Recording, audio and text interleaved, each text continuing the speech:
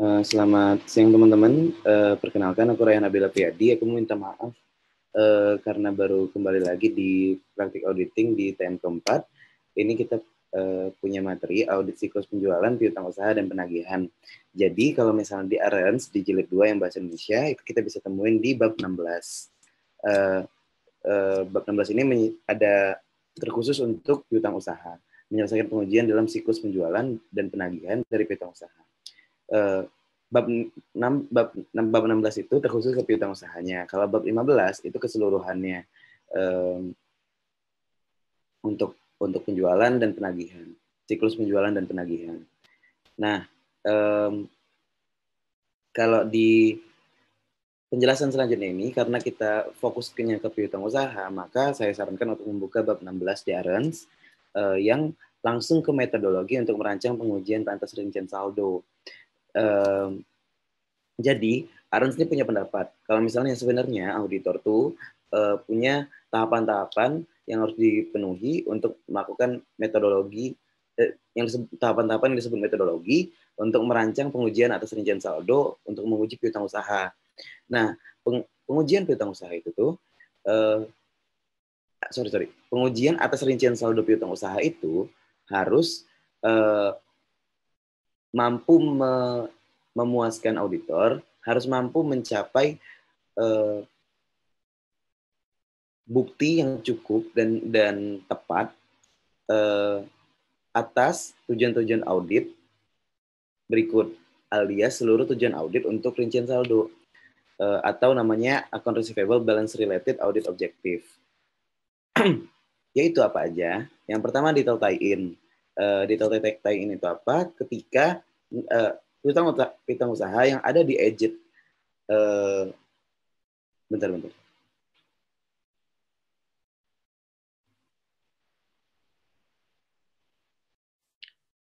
Oke, sorry. Jadi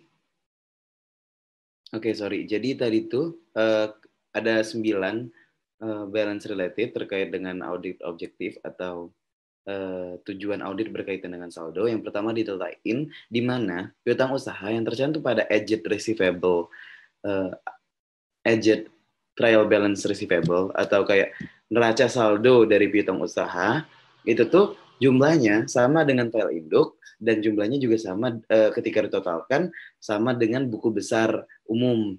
Jadi itu intinya sama nilainya, baik dicocokkan satu-satu maupun setelah dijumlahkan. Yang kedua, ada piutang usaha yang dicatat itu ada atau keberadaan atau existence.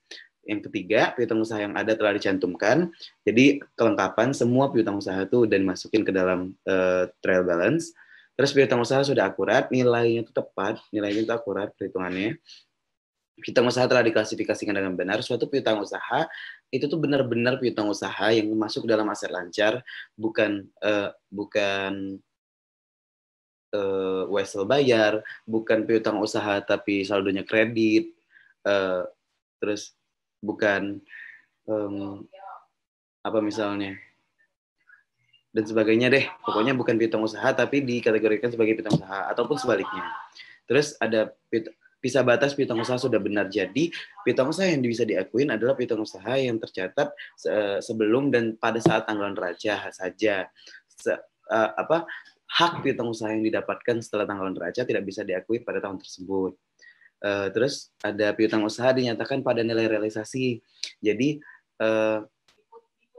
nilai piutang usaha tuh, nilai realisasi piutang usaha itu tuh artinya ketika piutang usaha kotor atau ya account receivable yang masih gross itu dikurangin sama penyisihan piutang usaha atau AFDA. Nah, dengan itu dapatlah net account receivable atau piutang usaha yang bersih atau nilai realisasinya. Terus ada klien memiliki hak atas piutang usaha. Jadi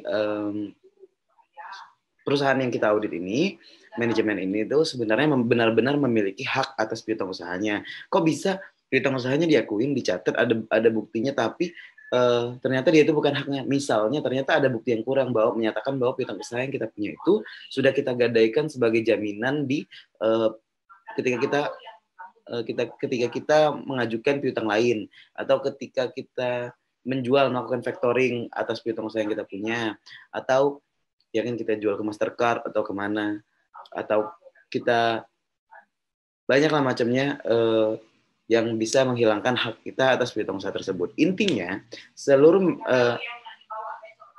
seluruh tujuan ini harus mampu dipenuhi ketika kita melakukan pengujian dari rincian saldo. Nah, gimana caranya? Arons berpendapat ada suatu metodologi yang berisikan 3 tahap, 3 fase yang digambarkan pada gambar ini, gambar 16.1 ini, atau gambar 15.1 kalau di PPT-nya. Jadi yang pertama tuh mengidentifikasi risiko bisnis klien yang mempengaruhi piutang usaha. Jadi itu tuh dari awal banget ketika kita merencanakan audit, bahkan merencanakan penerimaan klien, kita udah melakukan assessment terhadap risiko bisnis klien kan. Kita lihat apakah gimana line of bisnisnya, gimana situasi lingkungan ekonomi di bisnis klien tersebut, gimana persaingan usahanya, gimana prediksi ke depannya dan segala macam yang bisa memengaruhi kesalahan material yang ada di laporan keuangan, terutama ke piutang usaha. Terus yang kedua, menetapkan materialitas kinerja untuk menilai risiko inherent untuk piutang usaha. Nah, jadi ada yang disebut materialitas kinerja. Jadi ketika kan ada pertama kita menetapkan materialitas. Kenapa di sini disebut tahap satunya tahap 1 yang titik 2 ini ibarat katanya menyebutkan materialitas kinerja, bukan materialitas overall. Jadi ada overall materiality atau materialitas keseluruhan yang ditetapkan pada awal oleh auditor, menganggap bahwa ini batas maksimal dari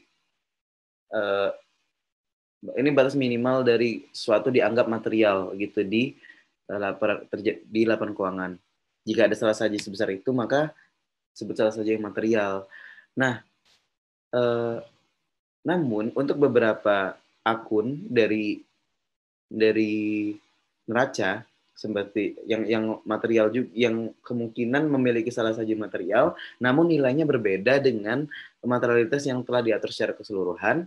Itu misalnya kayak penjualan, misalnya piutang usaha, misalnya ada utang usaha nantinya atau segala macam persediaan atau apa yang kiranya butuh materialitas yang khusus, maka ditetapkan sebagai materialitas kinerja. Nah, kita tetapkan, auditor kemungkinan besar akan menetapkan materialitas kinerja atas piutang usaha ini. Jadi, ditetapkan dulu dan menilai risiko inherent atau risiko yang telah menetap pada suatu klien yang tidak bisa diubah-ubah, yang sulit, bukan tidak bisa, sulit diubah oleh eksternal yang memang sudah melekat dalam proses bisnisnya klien, dan kita nilai risiko itu untuk mengaudit piutang usaha. Tahap 1 yang ketiga itu menilai risiko pengendalian untuk siklus penjualan dan penagihan. Jadi risiko pengendalian atau test of control melihat apakah klien tersebut memiliki pengendalian internal yang bagus untuk melaksanakan fungsi siklus penjualan dan penagihan. Namun siklus kemungkinan besar pengendalian ini harusnya bagus karena ketika penjualan dan penagihan yang memiliki pengendalian internal yang lemah, ada kemungkinan fraud yang sangat besar, ada kemungkinan hubungan baik dengan hubungan baik dengan pelanggan, klien kita dan pelanggannya itu tuh tidak memiliki hubungan yang baik karena ternyata salah terus ketika melakukan penjualan atau melakukan penagihan, ada miskomunikasi dan sebagainya, sehingga ada pengendalian yang bagus yang diharapkan dari klien pada siklus ini.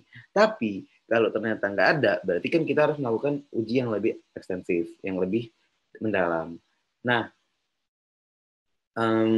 kenapa yang diuji itu keseluruhan siklus penjualan dan penagihan, bukan cuma piutang usaha? Jadi memang seperti itu, karena melakukan pengujian atas ketika kita tahu pengendalian yang lemah pada keseluruhan siklus penjualan penagihan bakal berimpact ke piutang usaha juga. Terus ke tahap 2. Tahap 2-nya yaitu merancang dan melaksanakan pengujian pengendalian dan pengujian substantif atas transaksi untuk siklus penjualan dan penagihan. Nah ini, jadi pengujian pengendalian pengujian pengendalian atau test of control dan pengujian substantif transaksi atau substantif test of transaction itu dilakukan keseluruhan siklus penjualan dan petagihan, tidak hanya kepada piutang usaha saja, karena memang piutang usaha itu berkaitan dengan saldo karena dia berada di neraca dan nilai saldo dan neracanya yang akan diuji. Tapi keseluruhan siklus tadi itu merupakan transaksi dan butuh diuji secara pengendalian, sehingga dilakukan dua pengujian itu. Yang sudah dibahas di bab 15-nya nanti. Tapi karena kita fokus ke piutang usaha, kita skip dulu. Nah, yang tahap ketiga mulailah kita fokus ke dalam piutang usahanya sendiri. Yaitu pertama merancang dan melaksanakan prosedur analitis untuk piutang usaha. Jadi kita melakukan pembandingan piutang usaha tahun ini dengan piutang usaha tahun depan, piutang usaha yang sebelumnya dengan piutang usaha yang lebih sebelum yang antar company atau sesama line of business gitu.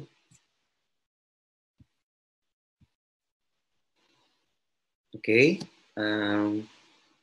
Selanjutnya, untuk tahapan yang ketiga yang selanjutnya, yaitu merancang pengujian atas rincian saldo piutang. Nah, inilah ujungnya. Jadi, kita harus memenuhi seluruh tujuan audit yang berkaitan dengan saldo tadi itu dengan melakukan pengujian ini. Berarti, setiap prosedur audit kita kaitkan kepada tujuan-tujuan audit yang ingin kita penuhi. Nah, kiranya itu dulu untuk metodologi dari perancangan pengujian rincian saldo. Saya lanjutkan ke part selanjutnya.